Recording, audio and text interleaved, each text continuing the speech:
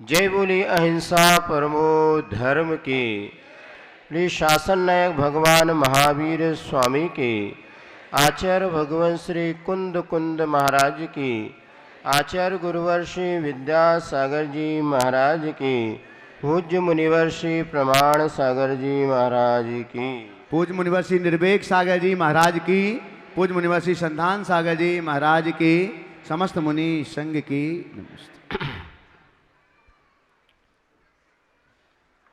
परमात्मा बनने की यात्रा प्रारंभ है और वह भव्य आत्मा जिसने प्राणी मात्र के कल्याण की भावना भाई 16 कारण भावना के माध्यम से महापुण्य प्रकृति तीर्थंकर नाम का बंद किया और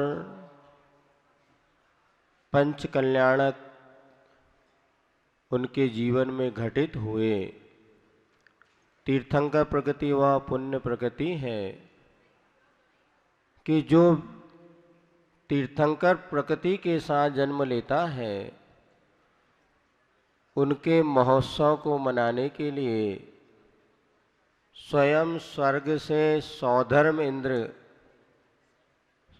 पूर्ण परिकर के साथ परिवार के सहित उस महोत्सव को मनाने को आते हैं। आज कोई साक्षात तीर्थंकर हमारे समक्ष नहीं है, किंतु उन तीर्थंकरों के अभाव में भी हमारी और आस्था श्रद्धा अभी भी उनके प्रति बनी है और हमने अपने मंदिरों में जिन बिंब को स्थापित करके और स्थापना निक्षेप के माध्यम से ये वही आदिनाथ भगवान है जिन्होंने सदियों पूर्व धरती पर जन्म लिया और प्राणी मात्र के लिए हित का मोक्ष का मार्ग बतलाया। ये वही पार्श्वनाथ महावीर शांतिनाथ भगवान हैं और इस धारणा के साथ, इस भाव के साथ हम मंदिर में जिन बिंब की पूजा करते हैं और आचार्यों ने कहा है जिन बिंब के दर्शन मात्र से भी सम्यक दर्शन की प्राप्ति हो सकती है।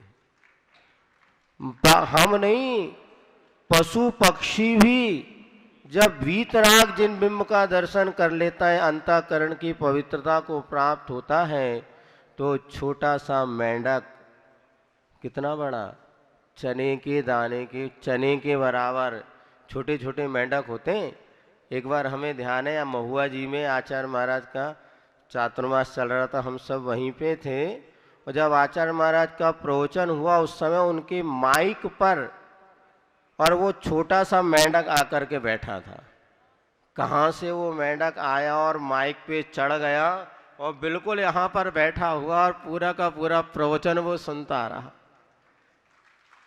आज हम तो मनुष्य पक्षियों में भी ये शक्ति है कि वह भी सम्यक दर्शन प्राप्त कर सकते हैं और सम्यक दर्शन ही नहीं, अणुव्रतों को भी धारण कर सकते हैं। यही तो जैन दर्शन है जो पतित से पतित आत्मा को भी परमात्मा बनने का मार्ग बता देता है। और हमने अपने मंदिरों में जो बिंब स्थापित किए उन बिंब में भी पंच कल्याणक प्रतिष्ठा के माध्यम से वह संस्कार बीजा मंत्रारोपण किया जाता है जिससे यह बिंब परमात्म दशा को प्राप्त हो जाता है। आज तक यह कहना चाहिए जब तक वह पंच कल्याणक प्रतिष्ठा नहीं होती वह बिंब एक सामान्य मूर्ति हुआ करती, स्टैचू है। आप जाते हैं उसको आदान प्रदान करते हैं, न्योछावर राशि देते हैं, ये बिंब पसंद नहीं, ये बिंब अच्छा है, ये बिंब में रूप रंग अच्छा नहीं, सारे अपने मन के सारे जो आपके राग आदि की परिणति हैं उनको हम प्रकट करते हैं और कितनी न्योछावर राशि देना इसमें भी भाव तोल कर लेते हैं, किंतु जब वे पाषाण भगवान बन जाते हैं तो अनमोल हो जाते हैं। अब उनका कोई मोल। अब हम उस भगवान के बिंब में नाक पतली है कि मोटी है, होंठ कैसे हैं, इसका दर्शन नहीं करते। हम तो कहते हमारे भगवान हमारे सामने हैं। धन्य गणी यो धन दिवस यो ही, धन्य जन्म मेरो भयो, अब भाग्य मेरो उदय आयो, दरस प्रभु जी को। जैसे भगवान के सामने वो भक्त पहुंचता है, आनंदित हो जाता, गद गद वाणी हो जाती है। और यदि अति भक्ति प्रकट होती है, आंखों से अश्रु धारा बहने लगती, आनंदाश्रु इस नपति वदनम गद गदम चापी जलपन। आंखों से अश्रु धारा बहने लगती, हे भगवान, आज मेरा कैसा सौभाग्य है कि आज मुझे आपके दर्शन करने का, साक्षात इन आंखों को सफल बनाने का यह माहौल मिला, यह अवसर प्राप्त हुआ। वह सम्यक दर्शन की ही महिमा है। और जिन बिंब का यह महत्व है कि वह एक मिथ्या दृष्टि भी अनादिकालीन मिथ्यात्व के संस्कार को छोड़ देता है और वह सम्यक दृष्टि बन जाता है। ऐसे बिंब प्रतिष्ठा का यहाँ पर महामहोत्सव चल रहा है मध्य प्रदेश की राजधानी भोपाल में, और दूर दराज से लोग यहाँ पर आए हैं। आप सब भी बड़े आनंदित हैं कि हमें यह पंच कल्याणक महोत्सव में पात्र बन कर के, इंद्र बन कर के और उच्च पात्र बन कर के प्रभु प्रतिष्ठा में सहभागी होने का सौभाग्य मिल रहा है। बहुत से लोगों की भावना थी कि हम भगवान के माता पिता बनेंगे, हम सौधर्म इंद्र बनेंगे, हम कुबेर बनेंगे, आदि आदि भावनाएं लोग भा रहे थे। और किंतु पुण्य तो कुछ ही लोगों का होता है और उन्होंने यह अवसर प्राप्त भी कर लिया। अब भगवान के पंच कल्याणक कितने दिन हो गए भैया? 3.5 दिन तो हो ही गए। गर्भ, जन्म और आज तब कल्याणक है। आधे दिन और आपके भगवान रहेंगे, फिर शाम से भगवान हमारे हो जाएंगे। आप लोग निवेदन करते महाराज बैठिए बैठिए, थोड़ा सा हमारा भी कोई डांस डांस नहीं मतलब थोड़े हमारे भी नाटक नौटंकी देख तो लो, प्रस्तुति जो नाटक हो रहा हमारा थोड़ा देख तो लो। महाराज कह रहे भैया अभी आप लोग जी भर के अपना आनंद ले लो, कल से तो हमारे भगवान, तो हम फिर कल से हमें देखना भगवान को। ये निश्चित है राग से वैराग्य की एक यात्रा का अनुपम यह दृश्य, यह क्षण आपको आज देखने को मिलेगा। प्रभु का तो कल्याण हो गया, जिन्होंने अपने जीवन में सब कुछ प्राप्त किया और उसके बाद भी जीर्ण तृण के समान सब कुछ छोड़ दिया। कहाँ वे आदिनाथ भगवान, जिनका पूरा का पूरा राज विहाय या वारी सागर समुद्र पर्यंत जो धरती थी उसको भी तृण के समान छोड़ दिया और संयम को धारण कर लिया। ये पंच कल्याणक महोत्सव प्रभु के तो हो गए, अब तेरा क्या होगा, अपना क्या होगा। भजन भी हम लोग गाते हैं, तेरे 5 हुए कल्याण प्रभु एक बार मेरा। भगवान ने भी बात सुनी और बहुत बार चाहा कि हमारा कल्याण हो जाए, क्योंकि तीर्थंकर वही भजनते हैं जो प्राणी मात्र के कल्याण की भावना बातें। और सुनते तो ये है कि जब तीर्थंकर प्रभु जन्म लेते हैं और उनके शरीर में जो खून होता है वो श्वेत होता है, दूध के समान श्वेत। सारे के सारे लोगों का खून तो लाल होता है, लेकिन तीर्थंकर ऐसे पुण्यशाली हुआ करते हैं जिनके शरीर में जो खून होता है वो दूध के समान सफेद होता है। पूछा गया आखिर ऐसा क्यों होता है, तो जब एक माँ अपने बच्चे के प्रति वात्सल का भाव रखती है तो उस माँ के द्वारा किया हुआ भोजन का कुछ अंश सफेद दूध के रूप में परिवर्तन हो जाता है। जिनका तीन लोक के प्राणी मात्र के प्रति वात्सल का भाव था, उनका पूरा रक्त ही दुग्ध रूप में परिवर्तित हो जाता है। प्रभु ने तो हमारे कल्याण की भावना बहुत भाई, उनका तो भला हो गया, किंतु आज तक हमारा भला नहीं हुआ। क्योंकि यह सत्य है कि किसी की भावना भाने से अगर हमारा कल्याण हो जाता तो कब का कल्याण हो जाता। महाराज श्री कहते हैं, भैया मेरे आशीर्वाद से तुम्हारा कल्याण हो जाए, मैं तो खूब आशीर्वाद देता हूँ। किंतु यह भी सत्य है कि हमारा पुरुषार्थ ही हमारे जीवन की दिशा बदल सकता है। हमने सुनी तो बहुत है, किंतु मानी नहीं। सुनी तो बहुत है, किंतु मानी नहीं। और किसी को, कई लोग ऐसे यहाँ पर बैठे होंगे जिन्होंने अपनी 60-70 साल की उम्र में 25 से ज़्यादा पंचकल्याणक देख लिए होंगे और गुरुओं के प्रवचन भी खूब सुने होंगे। हमें तो बिल्कुल ध्यान नहीं है कि हमने किसी मुनि महाराज का एकाग्रता से बैठ के प्रवचन सुना हो। बच्चे थे उस समय, खेलने कूदने पंच पे चले भी जाते थे, तो प्रवचन के बाद प्रश्न मंच होता था, तो प्रश्न मंच में जो उत्तर सुनाने के लिए थोड़ा बहुत सुन लो, कोई इनाम तो मिल जाए। किंतु आप लोग तो इतने ध्यान से प्रवचन सुन रहे हैं, हमें लगता कहीं ऐसा ना हो प्रवचन सुन के आज ही वैराग हो जाए। महाराज आप सुना रहे हैं ये सत्य है और हम सुन रहे हैं ये हम आपका भ्रम है। आप बहुत अच्छे सुना रहे हैं और हम भी सुन रहे हैं, लेकिन वास्तव में अगर हमने एक बार भी तीर्थंकर प्रभु की वाणी, गुरुओं की वाणी को अच्छे से सुन लिया होता तो शायद हमारा आज कुछ और ही रूप होता। लेकिन फिर भी जब जागो तभी सवेरा। 70 साल में भी दीक्षा ले सकते हैं। क्यों भैया पवन जी 72 के हो गए, कितने के? काले बाल हैं नहीं है आप लोग, रहस्य है वो। जब नीचे से उगते हैं ना तब पता चलता है कि असलियत क्या है। वैसे तो काले दिखते हैं, लेकिन जब नीचे से आते हैं तो असलियत छुप नहीं सकती। बनावटी उसूलों से वो खुशबू आ नहीं सकती कभी कागज के, वो भीतर से तो सफ़ेद ही आएंगे ना। फिर भी हम लगे हैं कि हम अपने आप की असलियत को छुपा सकें।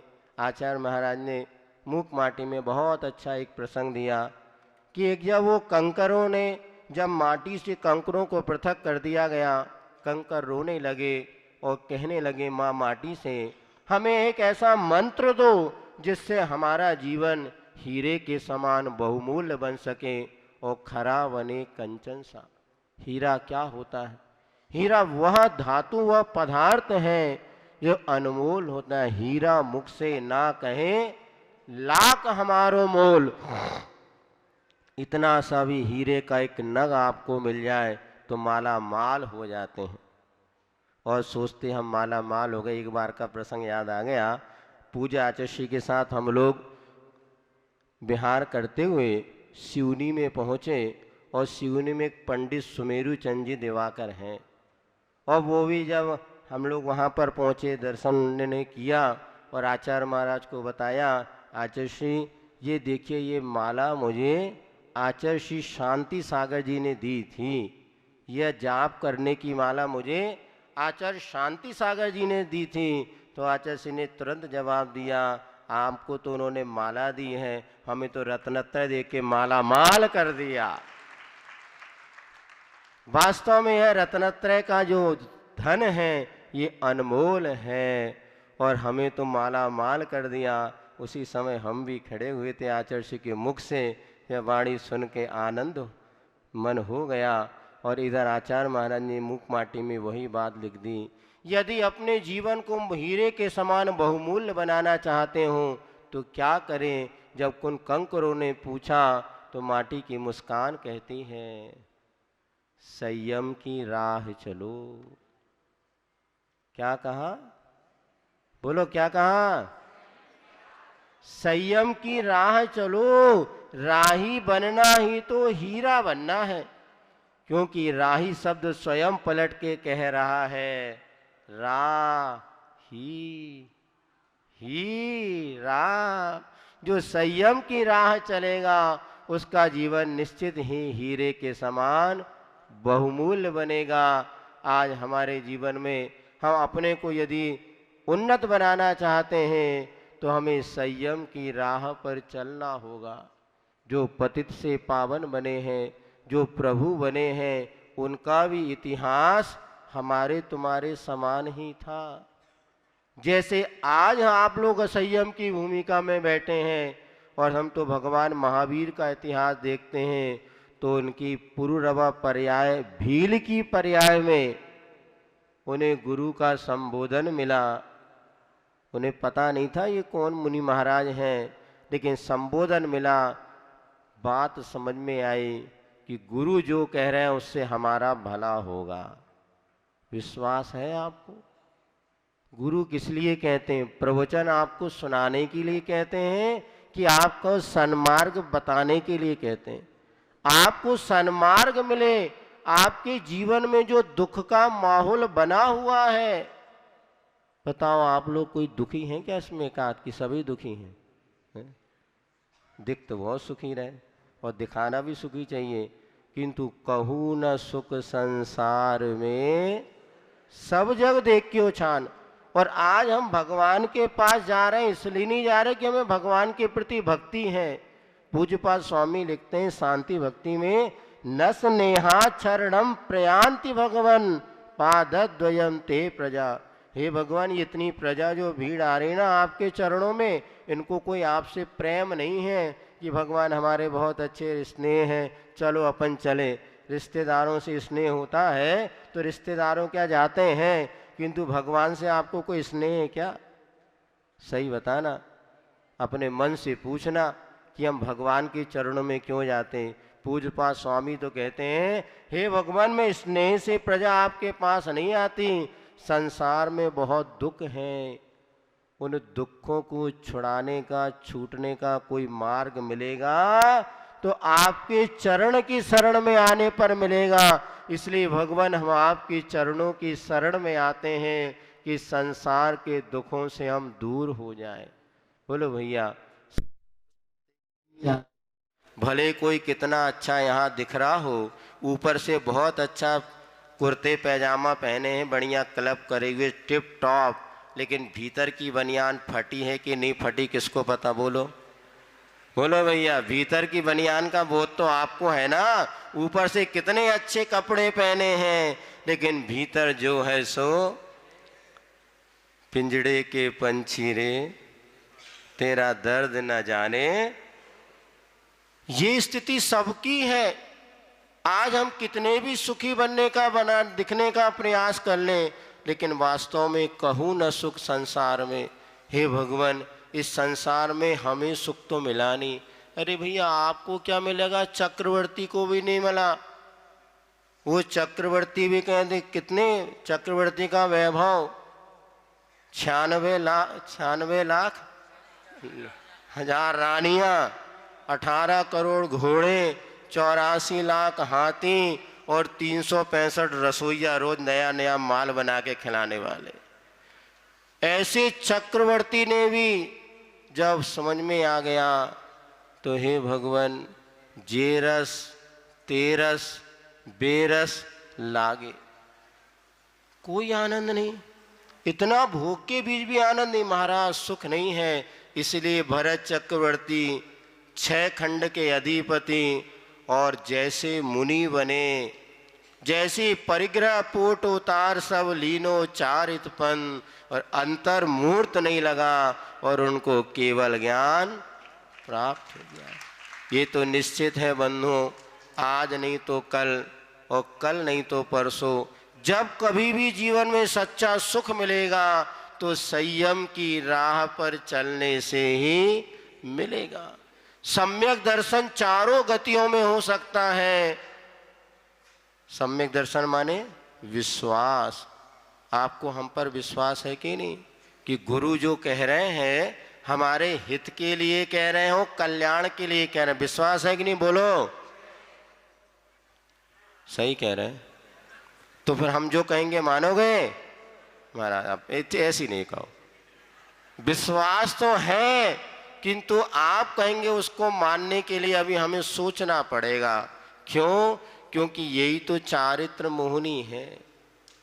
विश्वास होना अलग है और उस पर आचरण होना वो बात अलग है। चारों गतियों में सम्यक दर्शन हो सकता है, आत्म तत्व का विश्वास हो सकता है, नारकियों को भी सम्यक दर्शन हो जाता है, किंतु चारित्र धारण करने की क्षमता मात्र मनुष्यों में होती है। आप सब कौन सी गति के जीव हैं बोलो? मनुष्य गति के जीव हैं। तो आपके पास क्या विशेषता बोलो? हम सब संयमी बन सकते हैं। क्यों भैया अनुभव? मुनि महाराज बन सकते कि नहीं बन सकते? बन सकते ना, कैपेसिटी तो है, बने। वो तो कह रहे हैं इस भाव में बनना ही है, लेकिन जोरदार लड़ाई जब हो जाए तब बनेंगे। अभी थोड़ी थोड़ी लड़ाई में, घर में लड़ाई तो होती है किंतु वैराग नहीं हो पाता, क्योंकि थोड़ी छुटक फुटक और जोरदार हो जाए फिर वैराग हो जाए तो कहना ही क्या। नहीं, दीवार उठ सकती है, लेकिन जो सम्यक दृष्टि गुरु के सानिध्य में रहता है ना, वो इन क्षणों को वैराग का निमित्त बनाता है। चौलज गणेश प्रसाद वर्णी जी जो थे, और वो बड़े वैरागी थे, लेकिन क्या करे, उनके घर में उनका विवाह कर दिया, और विवाह कर दिया लेकिन उनकी धर्म के प्रति इतनी श्रद्धा थी कि वो धार्मिक अध्ययन में ही लगे रहते थे। सागर वो परीक्षा पढ़े, और सिद्धांत शास्त्री कोई परीक्षा थी, उसी समय घर से खबर आ गई कि तुम्हारी पत्नी को बीमारी होकर पत्नी मर गई। अब मर गई तो उन्होंने सोचा ये अच्छा रहा, अब मैं पूरी तरह निश्चिंत होकर के धर्म ध्यान में और आगे उन्होंने क्षुल्लक के व्रत धारण किए। यदि हमारे भीतर आस्था हो, एक मुनि महाराज हुए मधु नाम के महाराज, उन्होंने युद्ध क्षेत्र में युद्ध कर रहे थे, और युद्ध करते करते उनको लगा अब तो गड़बड़ झाला है, तो उनको तुरंत वैराग हो गया, और हाथी पर बैठे बैठे उन्होंने केस लॉन्च कर लिया और मुनि दीक्षा ले ली। सुनो, ज़्यादा न सोचो, करना होता तो चटमगनी और पड़व्याह होता है, जितना लंबा देखो तो खींचातानी होती है। और वहाँ पर जैसी संयम, एक मनुष्य पर्याय ही ऐसी पर्याय है जिसमें हम संयम धारण कर सकते हैं। और पंच कल्याणक महोत्सव का यह अवसर चल रहा है, अगर हमें अपने कल्याण करने का भाव आ जाए तो विचार करना हम कैसे संयम को धारण करें, कैसे संयम की राह चलें। ये बताओ, अभी आप कुछ दिन के लिए इंद्राणी बने हैं, आपको भगवान की भक्ति पूजा कर रहे हैं, कैसा लग रहा है? ये पंच कल्याण और 5 दिन बढ़ा दिया जाए तो बोलो है भैया तैयार? कमेटी वाले से पूछना पड़े। लेकिन जो अंदर से भगवान की भक्ति से जुड़ा होगा वो तो यही सोच रहा होगा, हे भगवान मेरे ये अवसर हमेशा बना रहे, निरंतर मुझे प्रभु की भक्ति करने का अवसर बना रहे। ये पता चले 4 दिन हो गए, अब 2 दिन बाद फिर वही दशा होगी, लौट के बुद्धू फिर वही नौन तेल लकड़ी भूल गए, राग रंग और भूल गए छकड़ी, और 3 चीज याद रही, नौन तेल। लेकिन भाव तो आते हैं, हे भगवान ऐसे आनंद के क्षण हमेशा बने रहें। फिर क्या करना, अभी तो आपको स्थापना निक्षेप से इंद्र बनाया है, अब संयम धारण करोगे तो साक्षात भाव निक्षेप से आपको इस इंद्र आदि पद जब मिलेगा तो तीर्थंकर भक्ति, प्रभु की भक्ति करने का निरंतर सौभाग्य मिलेगा। इसीलिए हमारे पास ये जंक्शन में हम बैठे हैं, यहाँ से चारों सभी गतियों के लिए हम जा सकते हैं। यदि आप संयम धारण करते हैं तो पक्का है कि आपको दुर्गति में जाना नहीं पड़ेगा। इसीलिए आज हमारे जीवन विकास की यात्रा यही कहीं प्रारंभ होती है, संयम से प्रारंभ होती है। संयम की शुरुआत हमें करनी है तो 1-2 बिंदु आपको बता देते हैं। आज हम सबसे पहले आचार्यों ने कहा व्यसनों का त्याग होना चाहिए। व्यसन वो बुरी आदतें कहलाती हैं जिनका बिना हमारा जीवन चल नहीं सकता। व्यसन किसे कहते? 7 व्यसन होते हैं, आप लोगों ने बचपन से सुना होगा, पढ़ा होगा। तो ये सब तो व्यसन जो होते हैं ये हमारे मोक्ष मार्ग को अवरुद्ध कर देते हैं। हमारे सुख के द्वार को बंद कर देते हैं। इसलिए आचरण का सबसे पहले यदि तुम अपने जीवन का विकास करना चाहते हो तो 7 प्रकार की बुराइयों से बचो, और उसमें एक है मदिरापान। मदिरापान क्या हो गया आप सब जानते हैं, अनुभव भी होगा। नहीं पूछ रहे भाई, आप अनुभव है कि नहीं? कभी पी के देखे कि नहीं देखे? नहीं देखे, मन भी नहीं है ना? हाँ तो खूब अच्छा। लेकिन क्या है ना, अब समय बदल रहा है। पहले एक ऐसी आती थी, पियो तो ढोलते थे, अब पीने के बाद भी ढोलते नहीं है, आराम से नींद आ जाती। सब पता है बेटा। आचार्य से एक बार किसी ने ऐसे पूछा मंच पे, आचार्य आप ये सारी घर गृहस्थी की बात बताते हैं, आपको कैसे पता?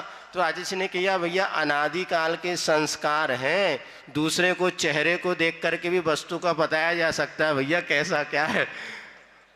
जहर खाने की, जहर का क्या परिणाम होता है कि जहर खा के नहीं देखा सजा, दूसरे ने जहर खाया और मर गया, इसको देख के भी अंदाज।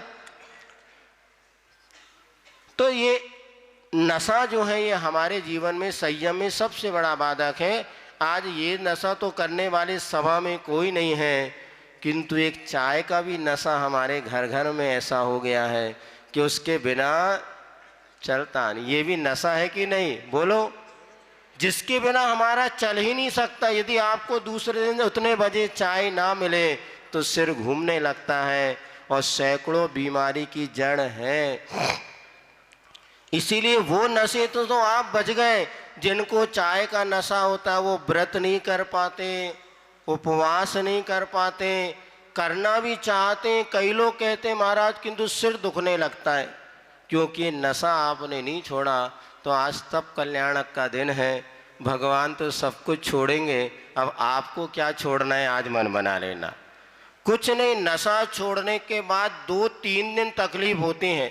जैसे दीपावली की सफाई होती ना, तो 3 दिन घर में बैठने का मन नहीं होता, लेकिन जब साफ सफाई हो जाए फिर कितना अच्छा लगता है। ऐसी कोई भी नशा हो जो हमारे जिस शरीर में आदि हम जिसके हो गए, बड़े अच्छे अच्छे डॉक्टर नहीं छोड़ पाते।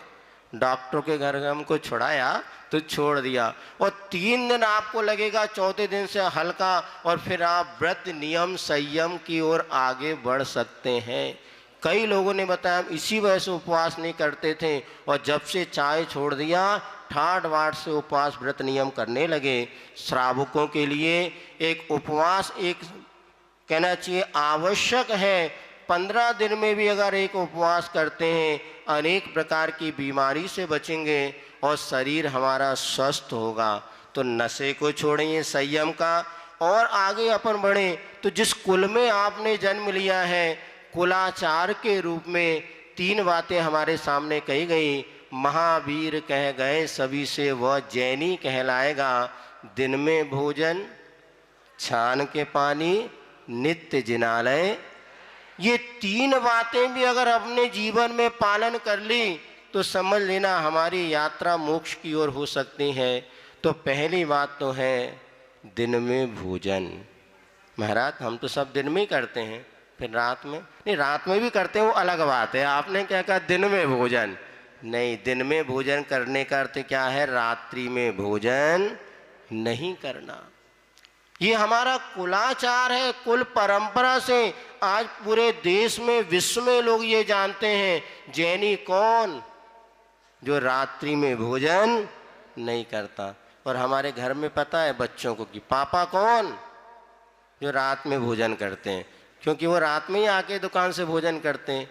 लेकिन नहीं बंधुओं, यदि हमने जैन कुल में जन्म लिया है तो हमारी पहचान ही है कि हम रात में भोजन नहीं। कितने परिवार ऐसे हैं जिनके परिवार में रात में कोई भोजन नहीं करता?